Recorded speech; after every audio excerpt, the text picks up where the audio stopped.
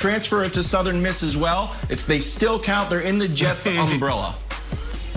That's great. Love that. Sign me up. Coach Mangini's favorite player.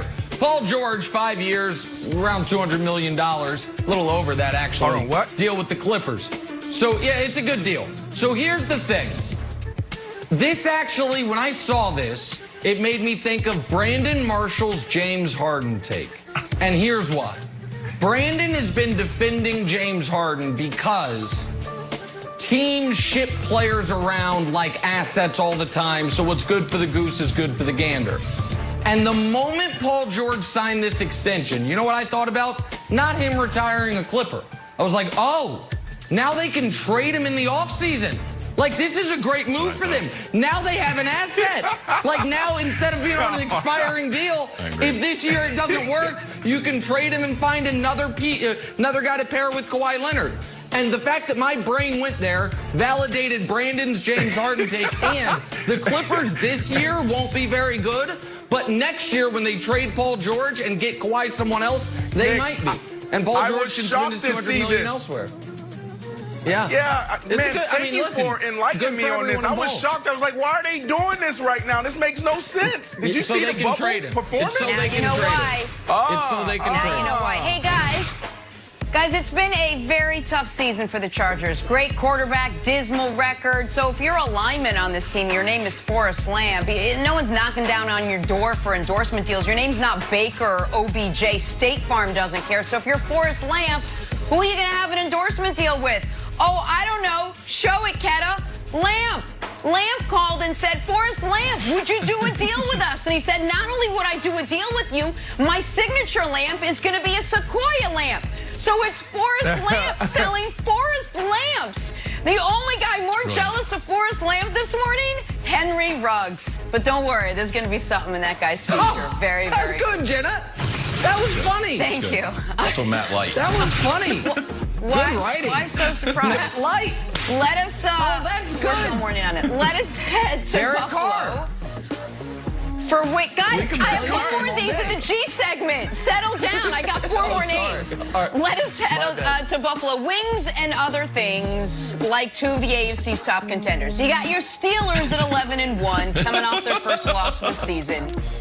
You got the Bills at 9-3, coming off high praise that they're getting from everyone, including our guy Brandon. There's no shot Mike Tomlin's taking this team lightly. Said this week, Josh Allen is a big-time challenge. So, Brandon, your challenge. You root for the Steelers. You also root for the Bills.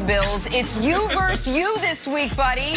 What are your keys to the Bills pulling off the win, getting the upset? Well, you know, the Steelers are my team. I'm a Pittsburgh guy from East Liberty to east side of town. Buffalo Bills is just one of those teams that I talked about before the year that I thought could be in this position because of how they ended last year. Nick Wright laughed at me. Kevin Wiles gave me the funny face. And even you, Jenna, you didn't validate me before the season. And now we're here. This is a showdown. And I have to say this. I picked the Pittsburgh Steelers to win the Super Bowl. But, no, actually, I picked them to go to the Super Bowl and lose to the Seattle Seahawks. But I don't think they're going to get this win. This is the Buffalo Bills game to lose. Like, you just can't mess this up. They're banged up. They have an identity crisis on offense. Now, all of a sudden, you lose one game, and all these reports are finally coming out about Big Ben changing plays, et cetera, et cetera, et cetera. So here are the keys to the Bills' victory right here. Number 1, Josh Allen. I just said it. Don't mess it up. We need you to have 0 turnovers. If you do that, you're going to find yourself in good position in the 4th quarter. Don't mess this up, Josh Allen, okay? The second thing, Stephon Diggs. 2 explosive plays. What do I mean by 2 explosive plays? Well, it could be plus 15, plus 16. We just need 2. I don't need you to have 10 targets or 10 catches, 100-something yards. I don't need that. This is a zone blitzing team. They do a great job of taking wide receivers out. Joe Hayden's down. So when they call your number, make a big play because your team is probably going to lean more towards the run because it's your game. Play smart, play chess, and not checkers. And the last thing is hold the yards. Why? Because you want Big Ben to cook.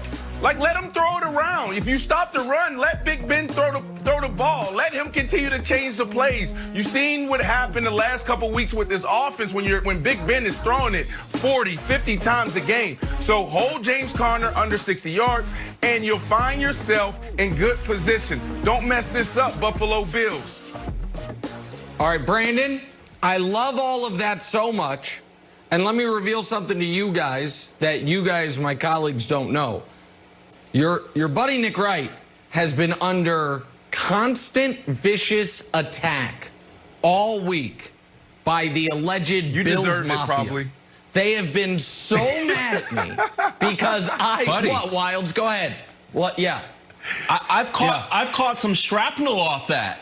I caught some Nick Wright shrapnel. People in my message are like, tell Nick Wright. I'm like, he's like, you're a coward. You need to tell Nick Wright. I was like, no, I'm getting it too. Yeah, they're mad. So listen, Bills fans, and who are really, they're big Josh Allen fans. First of all, I'd like to congratulate you on two things. One is getting to 9-3, and the other is waking up from the 2-month coma you were in October and November when Josh Allen was awful. Because evidently that never happened. It was just the first month of the season and last week. So welcome back, and congrats on the record.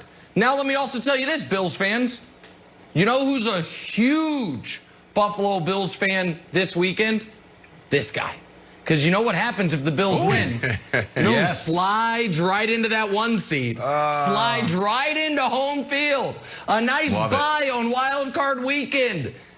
The old Kansas City Chiefs. So I don't have any Bills paraphernalia because there was no garage sales or secondhand stores around me to pick one up. But if there was, I'd be wearing a Bills hat right now because for 1 weekend only, I am a giant Josh Allen fan. And now let me tell you, Wilds, that's a scary place to be, even against a banged-up Steelers defense. But this weekend, I'm going to be eating my buffalo wings, those things called garbage plates they love in upstate New York. It's like pasta and chili and a bunch of nonsense. But whatever it is, I'm doing all of it because I'm a huge Bills fan this weekend. I want them to follow right into the one. And you're going to slide right into the 1 seed, and then you're going to lose to the Saints, and you're probably going to lose to, guess who? The Chargers. The team that should have beat you the first time. So here's the thing. We don't have to go through the Chiefs' schedule, but I'll tell you this. If the Steelers lose to the Bills, the Chiefs can lose to the Saints, still the 1 seed. Because you know who beat these Bills? The Chiefs. So we're great. So let's go Bills. Wilds. I'm a huge Buffalo fan. Yeah. I'm texting with Jim Kelly after the show. Let's go.